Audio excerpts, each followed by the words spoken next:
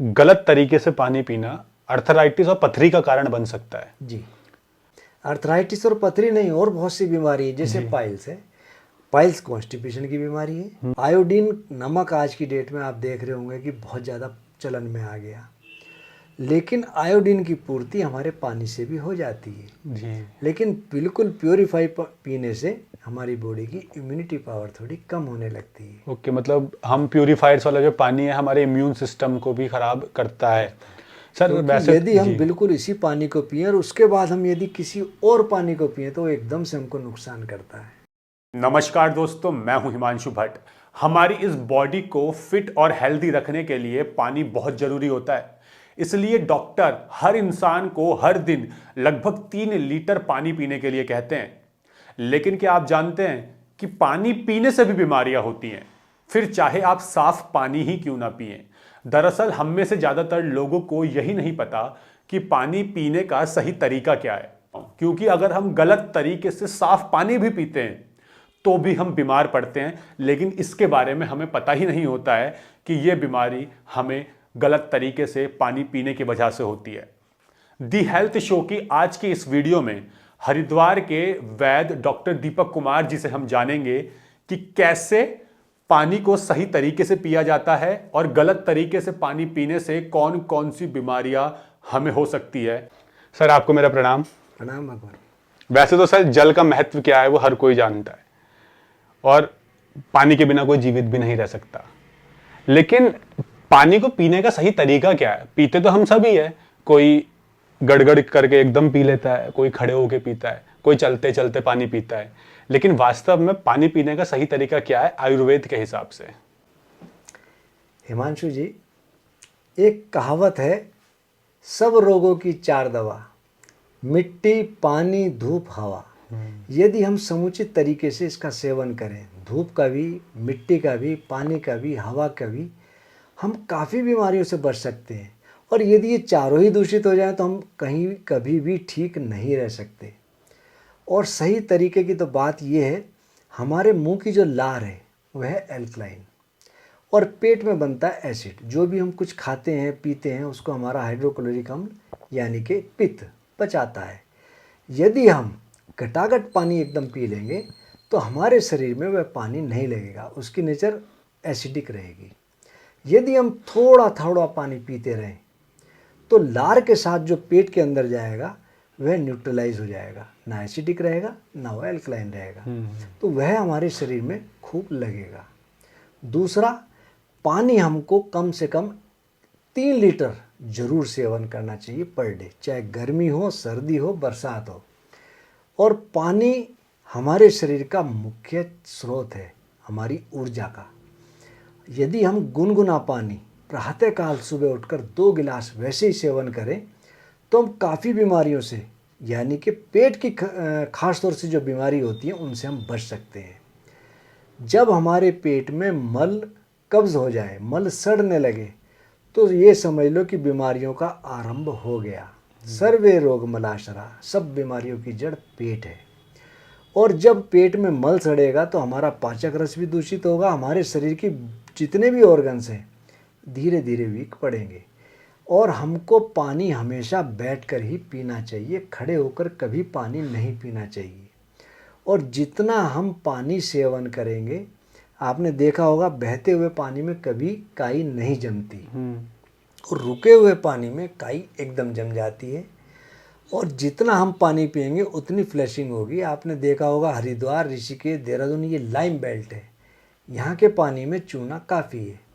और पथरी कई तरीके की होती है, कैल्शियम ऑक्सलेट की हो, मैग्नीशियम ऑक्सलेट की हो, ट्रिपल फॉस्फेट की हो, नीरीस की हो, या यूरिक एसिड के क्रिस्टल्स उस पर डिपॉजिट होने लगे।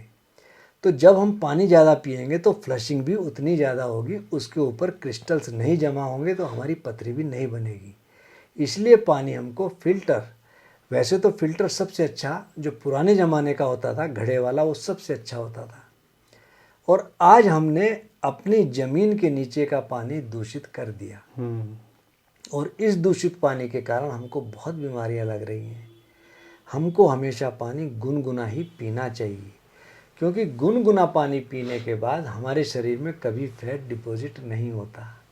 जो आदमी गुनगुना पानी पीता होगा कभी भी वह बीमार नहीं पड़ेगा, उसके शरीर में कभी फैट डिपॉजिट नहीं होगा, क्योंकि मोटापे होने के कारण हमारे शरीर में बहुत बीमारियां बन जाती हैं।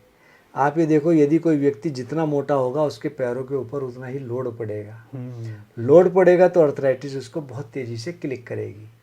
तो यदि आदमी गुनगुना पानी पीता रहेगा तो फैट डिपॉजिट नहीं होगा और उसकी जो डाइजेस्टिव ट्यूब है वो प्रॉपर क्लीन रहेगी। विदेशों में इस बात की बड़ी रिसर्च हुई कि स्वस्थ पुरुष कैसे हो, किस तरह किसको माना जाए और स्वस्थ पुरुष बनने के लिए हमको क्या करना चाहिए। तो लास्ट में वो हमारे जो आयुर्वेद के ऋषि मुनि हैं उन्हीं की बातों पे आए। उन्होंने ये माना कि जो आयुर्वेद की रिसर्च है वो बिल्कुल सही है। इस रिसर्च के अनुसार जब आदमी प्रातःकाल उठता है, जिसको ऊषपान भी कहते हैं, प्रातःकाल उठकर 2 गिलास हम गुनगुना पानी सेवन करते रहें तो उसका प्रेशर भी प्रॉपर बनता है, उसकी डाइजेस्टिव ट्यूब बिल्कुल क्लीन रहती है और जो व्यक्ति टॉयलेट में जितना कम समय लगाए वह उतना ही स्वस्थ माना जाता है। दूसरा, हमको भोजन के बाद पानी कभी सेवन नहीं करना चाहिए। अक्सर एक बात मैं कहता हूँ कि भोजन को हमको पीना चाहिए और पानी को हमको खाना चाहिए। जो आप कह रहे थे ना कि हमको पानी किस तरह पीना चाहिए, उसका आंसर यही है कि हमको घूंट घूंट करके पानी पीना चाहिए। घूंट घूंट करके यदि हम पानी पीते रहें तो वह हमारे शरीर में लगता है। सर मतलब आपके अगर इन बातों के हिसाब से समझा जाए तो गलत तरीके से पानी पीना अर्थराइटिस और पथरी का कारण बन सकता है। जी, अर्थराइटिस और पथरी नहीं, और बहुत सी बीमारी है, जैसे पाइल्स है। पाइल्स कॉन्स्टिपेशन की बीमारी है और यदि कॉन्स्टिपेशन होगा और हम बहुत ठंडा पानी पिए, फ्रिज का पानी पिए तो हमको नुकसान देगा। यदि आपको बहुत गर्मी लग रही है गर्मियों के मौसम में और घड़े का पानी हम पिए तो कभी नज़ला जुकाम नहीं होता, लेकिन फ्रिज का पानी पीने से एकदम नज़ला जुकाम भी होता है, हमारा गला भी बैठ जाता है। तो हमको पानी का प्रॉपर तरीका सोचना चाहिए कि किस तरीके से वो हमारे शरीर के लिए अनुकूल बनेगा। सर खाने से कितनी देर पहले और खाने के कितनी देर बाद पानी पीना सही रहता है? आप खाने से पहले आप पानी पी सकते हैं, थोड़ा बहुत पानी पी लें। खाने के बीच में 2-3 घूंट पी सकते हैं, लेकिन खाने के लगभग पौन घंटे तक हमको पानी नहीं पीना चाहिए, क्योंकि उसका पाचन प्रॉपर नहीं होता।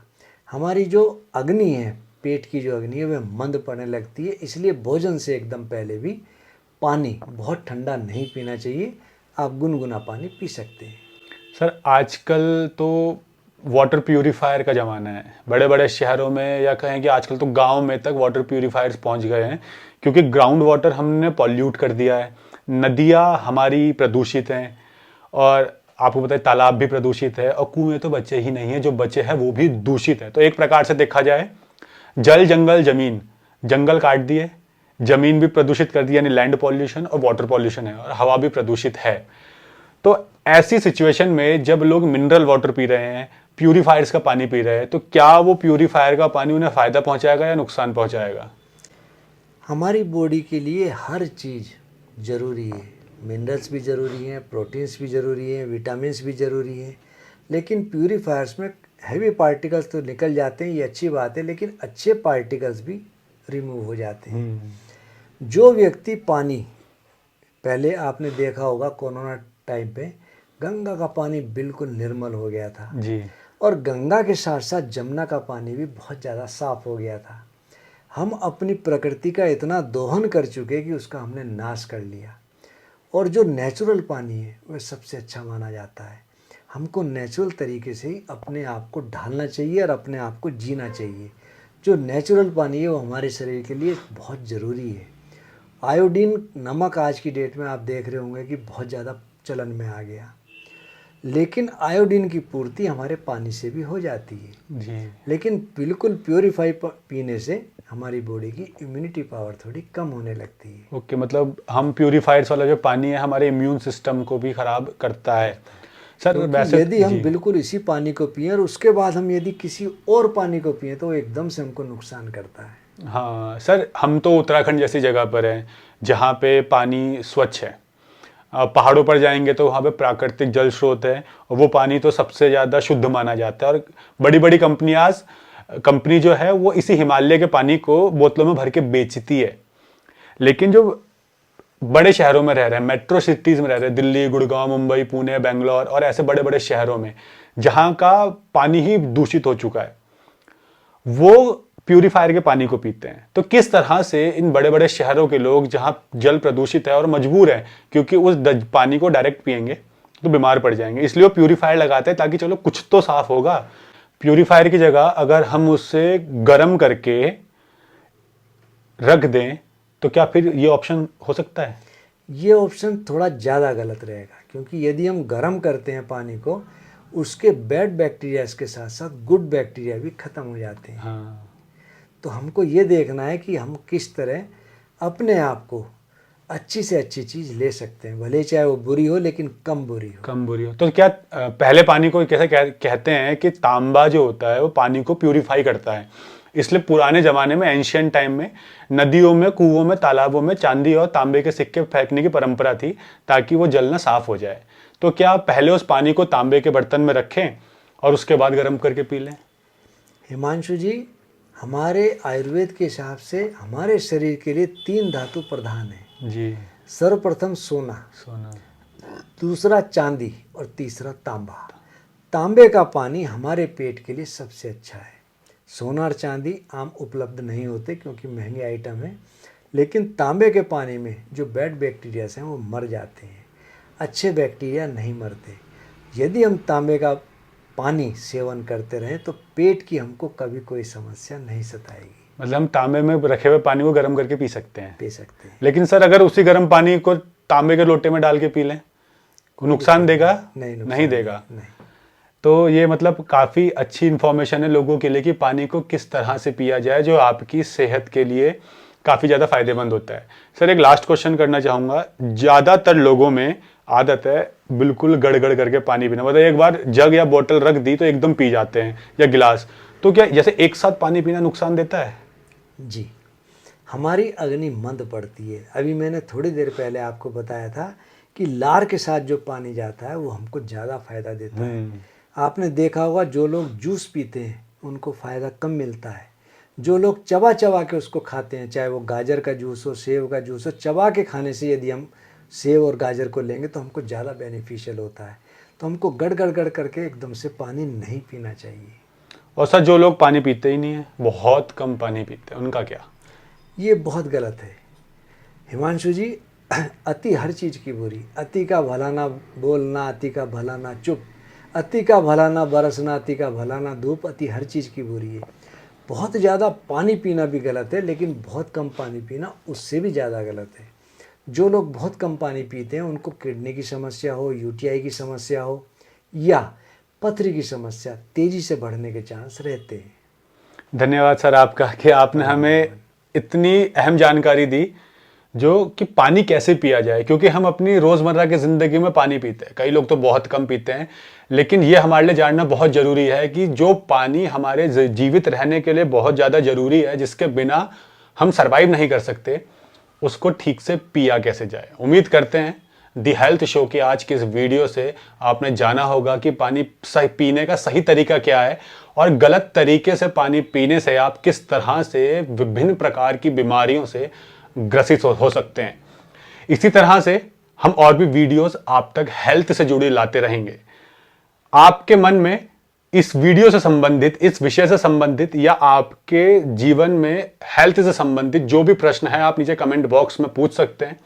हमारी कोशिश रहेगी कि आपकी इन प्रॉब्लम्स के सॉल्यूशन अलग अलग वीडियोस के माध्यम से और डॉक्टर्स के माध्यम से आप तक पहुंचा सके। आज की वीडियो में फिलहाल इतना ही। जल्द मिलते हैं दी हेल्थ शो की एक और अन्य अहम जानकारी के साथ, ताकि आप भी इलनेस से वेलनेस की तरफ बढ़ सके। धन्यवाद सर।